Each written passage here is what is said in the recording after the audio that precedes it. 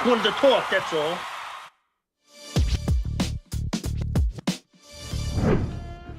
How's it going, everybody? Welcome back. Today is Tuesday, April 29th, and the Yankees are going to try and bounce back from a tough loss in Game 1 of their series against the Baltimore Orioles. Carlos Rodon on the mound.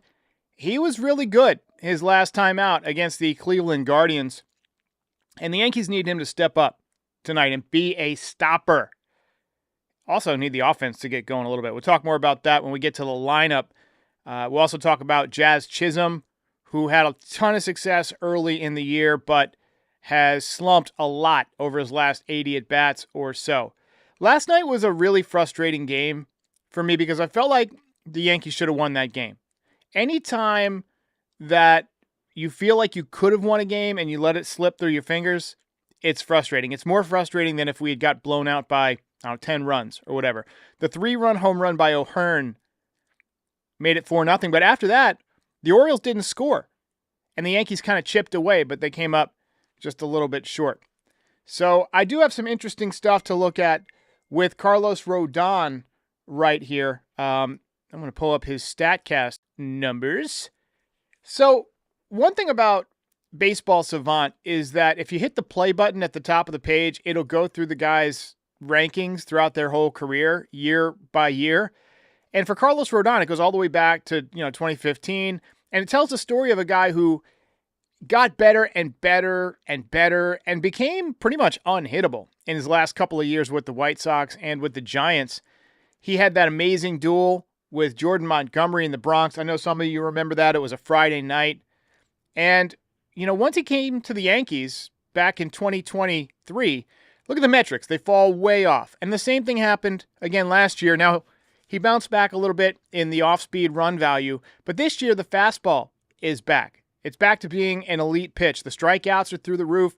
The whip has dropped for a third year in a row from 1.45 to 1.22 down to 1.06 so far.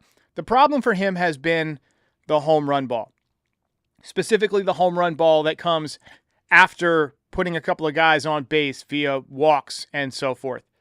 So, while his ground ball percentage is up, his chase percentage and expected batting average are both well above average, you really want him to keep striking guys out. He is throwing the change 15% of the time. He's throwing the curve more. They've both been very effective.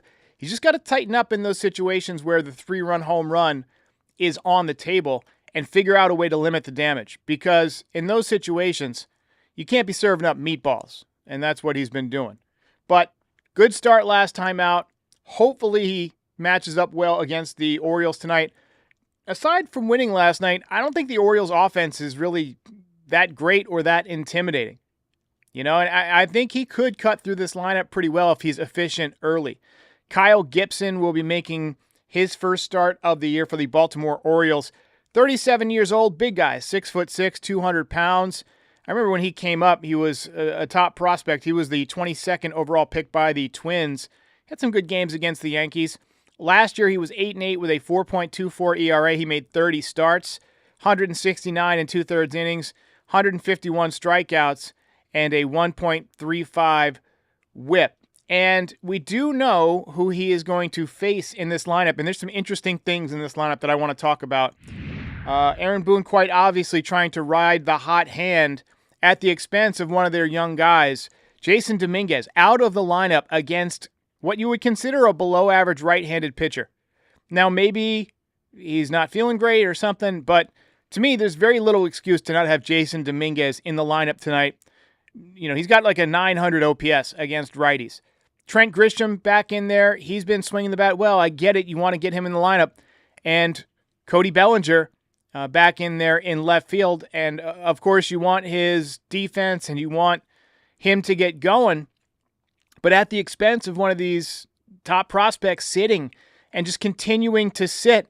I just think it's a dumb move. I think they are mishandling another top prospect by continuing to keep his playing erratic. How is he supposed to get into a groove? And then he comes back and he struggles, and it's like, well, we got to send him down, or, well, we can't play him every day because he's not hitting. It's like, well, dummy, you got to get him at bats.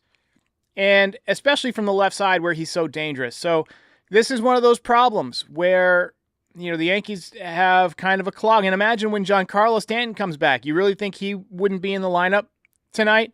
If he was in there, who else would be sitting? Would it be Ben Rice? I think it would be. I think the Yankees would do that. They do not respect the development of these young players. So, lineup tonight, Trent Grisham. Leading off, he is in center field. Aaron Judge in right field. Ben Rice back in there tonight at designated hitter. Interesting that he's hitting behind Aaron Judge now and giving Judge a little bit of protection.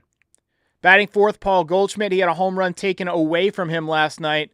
I thought he swung the bat well. He continues to look good to me. I love him in the cleanup spot.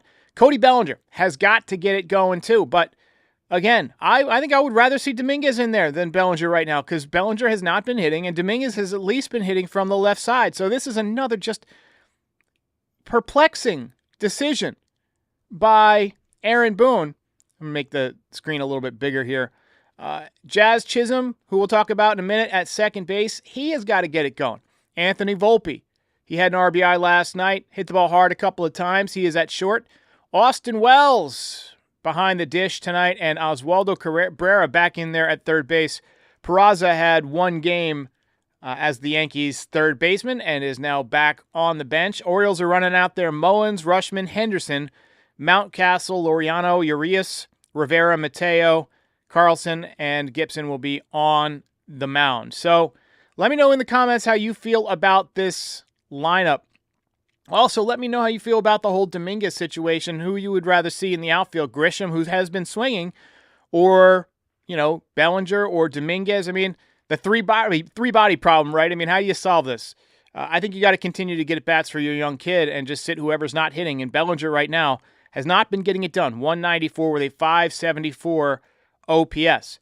Another guy who has really been struggling is Jazz Chisholm. And I want to take a minute to really zoom in on Jazz. I'm going to pull up his StatCast page too. And tonight, Aiden Bechamp is going to be on the program. We're going to do the regular post game, but then I'm going to throw it over to Aiden for some StatCast stuff in the second half of the show. And one of the guys that we're going to talk about is Jazz Chisholm. He's got the athleticism to be a human highlight reel. He's fast, he's strong, got a big smile most of the time. You just want to see him live up to his potential. But as of right now, he's batting just 173 with a 298 on-base percentage and a 394 slugging. The OPS has fallen below 700. It's been around 760 the last 2 years. It was 761 in 23, 760 in 24. So far, Torpedo Bat not working. Through April 6th, he was on fire. He was batting 292 with a 1.162 OPS and 4 home runs. But since then, over his last 80 at-bats, he is 11 for 80. That is a 138 batting average. 278 on-base percentage and a 553 OPS with 29 strikeouts over that period. And this, to me, is not just a cold streak. It's kind of a structural issue with his swing and with his approach. He is whiffing at an unbelievable rate. His whiff percentage is in the 6th percentile, strikeout percentage in the 9th percentile. Just not getting it done. And when you watch the at-bats, you see it. He's swinging for the fences on pitches that he has no business trying to elevate. Breaking balls down, fastballs above the zone. He's quite simply taking a poor approach at the plate. But here's the catch. A lot of the metrics under the hood look pretty good. He's barreling the ball at a 15.2% clip. That's not bad. It's in the 85th percentile. His expected slugging is strong. When he makes contact, the barrel percentage is there. And, his chase percentage isn't that bad, 65th percentile. He's moving well in the infield. He's in the 94th percentile of range. We're seeing much more range at second base than we've seen in recent years.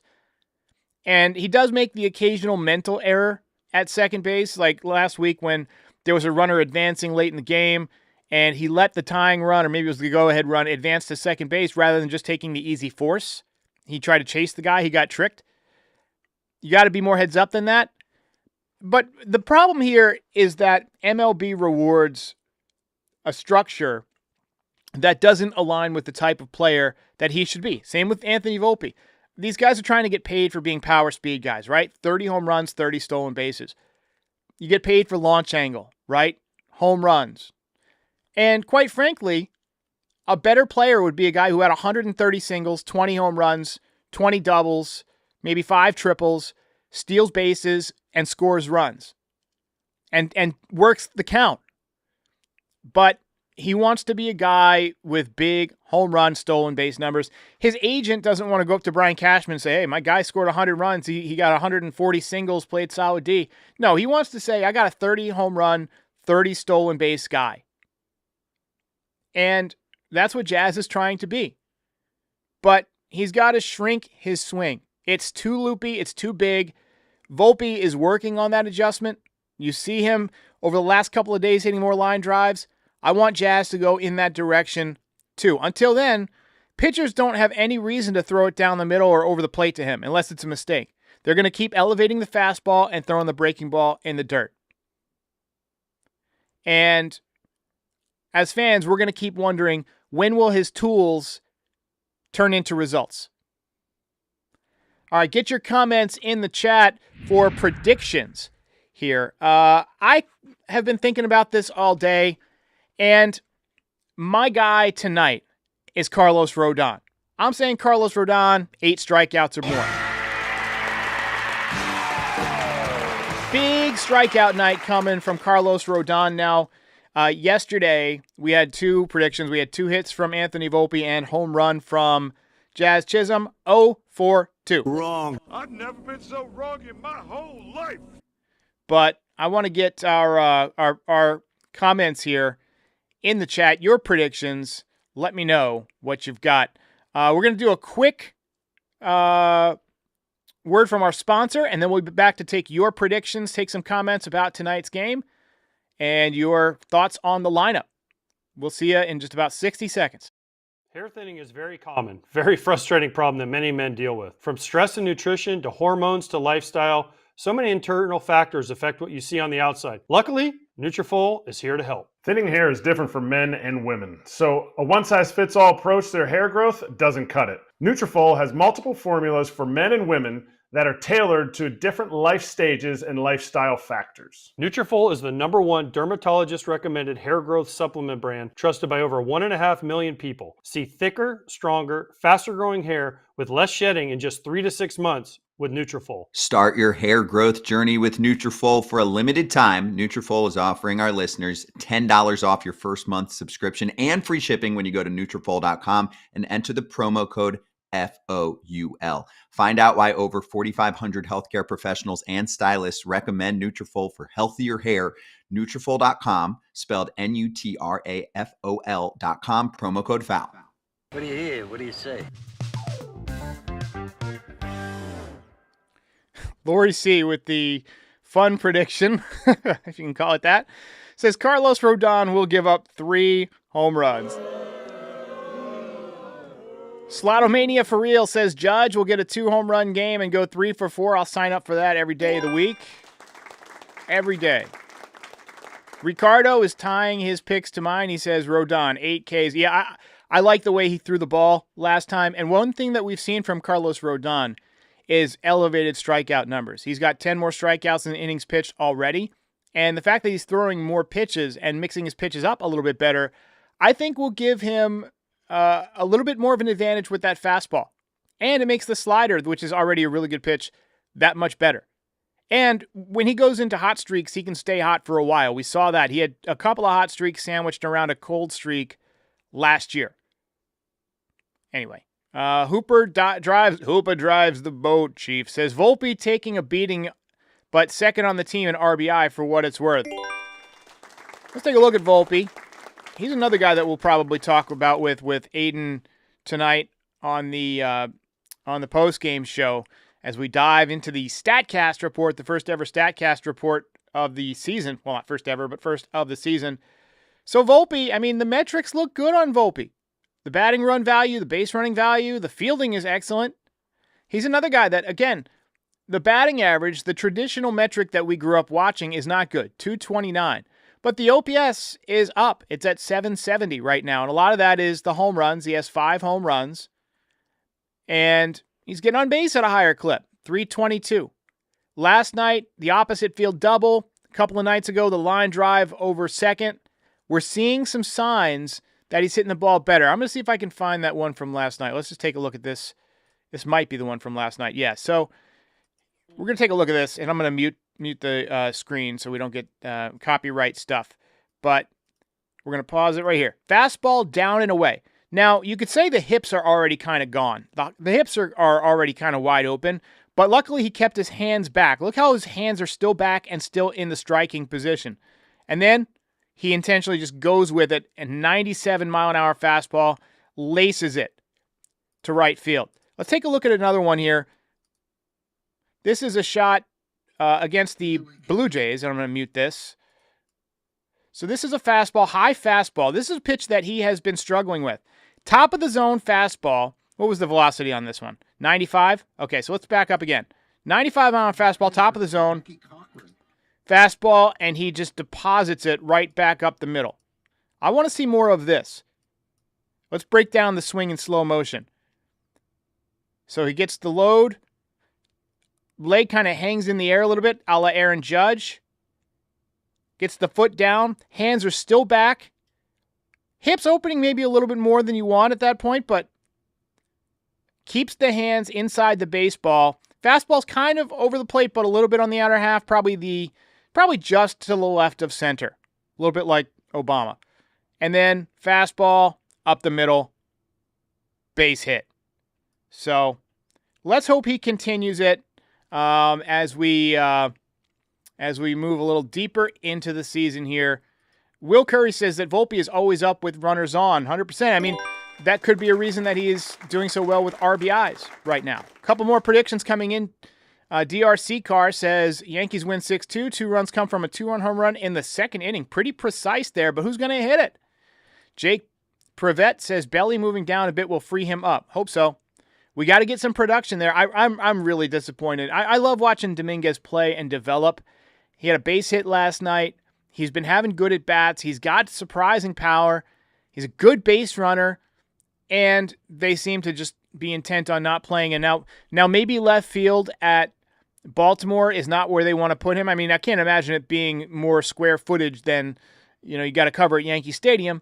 But there's some tricky angles and things like that out there. So maybe they're trying to keep him out of the outfield. That could be it. Knowing that you got a left-handed pitcher on the mound who gives up fly balls. Maybe that's their thinking. But I really want to see him play more. And I get it. Trent Grisham has been swinging the bat well. Let's take a look at Jason. He's another guy I'll talk about with Aiden tonight. Hard hit percentage in the 83rd percentile. Very good for a rookie. Base running value well above average. He's about average as a hitter, and that's considering the fact that he absolutely stinks from the right side. Walk percentage in the 69th percentile. Very nice. And the sprint speed in the 74th percentile. This dude's an athlete. Almost elite bat speed. I'd put it at well above average. I'd say elite is like top 25%, maybe top 15 or 20%. He's in the top 35%. So he's effective. And, booming power the other way. Let's take a look at this one. This is a double that he hit to left field. This is off of the Blue Jays. And I'm going to mute the sound here. This is what was it? It was a changeup down and away. Let's watch it. Changeup down and away. Stays with it. Most ballparks, that's gone. And he hits it 397 feet to left center field. Absolutely smoked. Absolutely smoked. Let's take a look at this one right here. This is a double. And another one. This was against the Rays. Breaking ball, maybe a changeup, down and in, and he burns the right fielder. I mean, the dude has great athleticism, great speed. I want to see him get more of a chance. More of a chance. Spinning Mantis says 3 alien emojis. Love it. I got some new Martian merch, by the way, that I put up today that I really like. Let me go ahead and pull up the Martian collection here on the store. So I made this morning. It's his glasses, but it's got a reflection of Mars and sort of an exaggerated animated New York City. But we got this in black. We got it in navy. We got it in purple. Looks kind of freaking dope in purple. We got it in red, Mars colors. So, but probably black or navy would be best. So, we got a few other things that we've just recently added. This Aaron Judge one seems to be doing pretty well. I like this design. And again, we got multiple colors. We've got the Ben Rice bowl is doing well. We've got, this one is pretty good. This is new today. This is Schmidt Happens. Schmidt Happens. On a coffee mug. You know, coffee mugs are supposed to be fun. So check all that stuff out. I'll be back after the game. We're going to do a, about a 10-minute recap of the game and spotlight on Carlos Rodon. And then I'm going to throw it over to a two-man conversation with myself and Aiden, and we're going to break down Jazz. He's going to kind of fill us in on what the metrics are saying.